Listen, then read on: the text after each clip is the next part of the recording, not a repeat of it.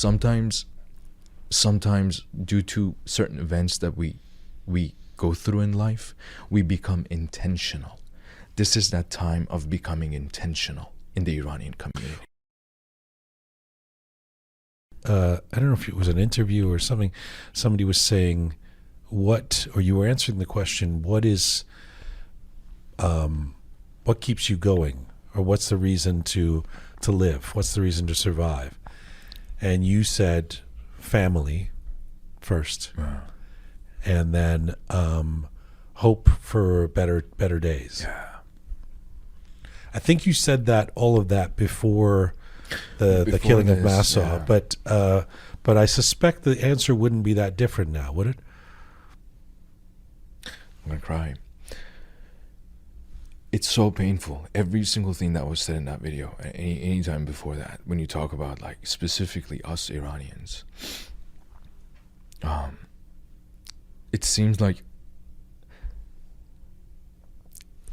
this one bad thing that's bothering all of us keeps bothering all of us.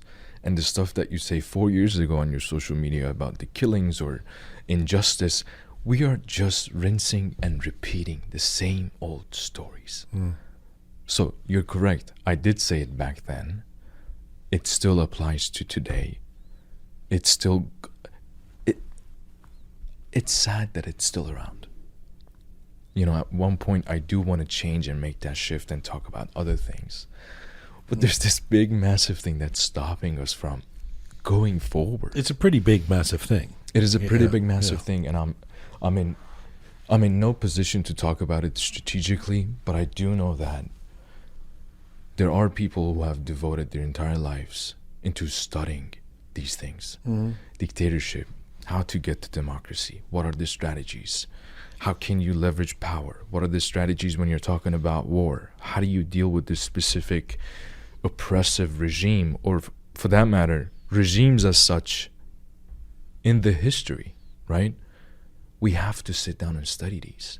Sometimes due to certain events that we go through in life, we become intentional. This is that time of becoming intentional in the Iranian community.